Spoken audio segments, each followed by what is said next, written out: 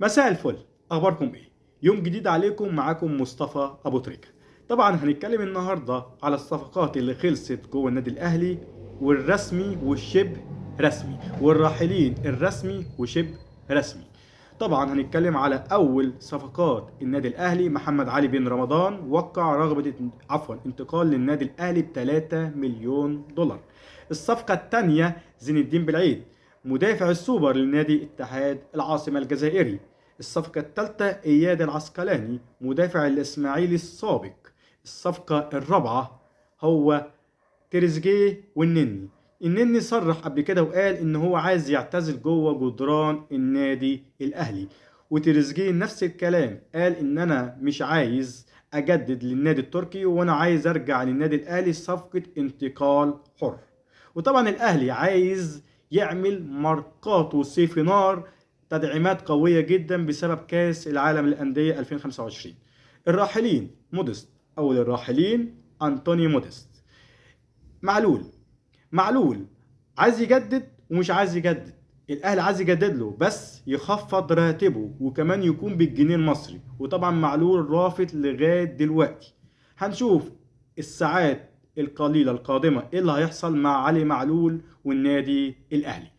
بيرسي تاو جاله عرضين من ناديين سعودي، الشباب السعودي وطبعا اتحاد جده السعودي.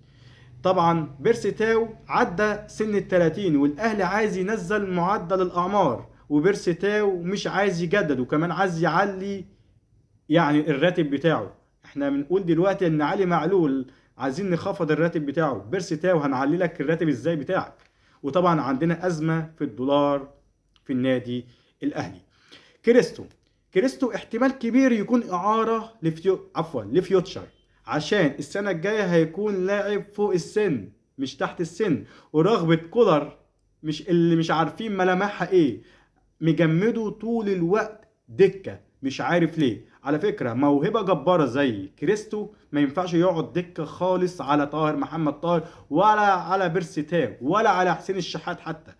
جباره، موهبه جباره، مش عارف كولر في دماغه ايه لغايه دلوقتي. ما اعرفش، كريستو مش بيسمع كلامه في التدريبات، ما اعرفش ايه اللي بيحصل جوه الاوض المغلقه. دي الملامح اللي جوه النادي الاهلي. بس في وجهه نظر ليا شخصيا كمنصب اداري، كابتن سيد عبد الحفيظ. على فكرة كابتن سيد عبد الحفيظ من الكوادر الجبارة اللي بعد كابتن ثابت البطل الله يرحمه كمدير كرة في النادي الأهلي. مفيش أحسن من كابتن سيد عبد الحفيظ حاليا اللي يمسك المنصب الإداري ده. لكن في مناصب تانية، عشان بس الناس اللي بتتكلم مفيش حد زي سيد عبد الحفيظ، لا في زي مين؟ علاء ميهوب، كابتن محمد شوقي. بس فنيا كابتن محمد شوقي اي نعم هو موجود جوه شركه الكوره. الناس اللي ما تعرفش مين اللي اكتشف محمد عبد المنعم للمنتخب المصري، مش كروش، محمد شوقي. محمد شوقي هو اللي قال لكروش في لاعب اسمه محمد عبد المنعم مدافع فيوتشر هيفيد المنتخب المصري وهيفيد مصر مستقبلا. على فكره كابتن محمد شوقي عينه كويسه جدا، على فكره عنده كوادر، عنده معرفة كويسة جدا للكوادر الشابة اللي جوه النادي الأهلي. النادي الأهلي اختاره يكون ماسك جوه النادي الأهلي في شركة الكورة عشان هو عينه جبارة، عينه زي عين الصقر، بيعرف ينقي المواهب الكويسة جدا. على فكرة أنا قلت لكم قبل كده خسارة جدا إن كابتن حسام حسن ما يختارش كابتن محمد شوقي معاه في المنتخب المصري، لكن قدر الله وما شاء فعل. ده اللي عندي دلوقتي، أشوفكم فيديو جديد، سلام.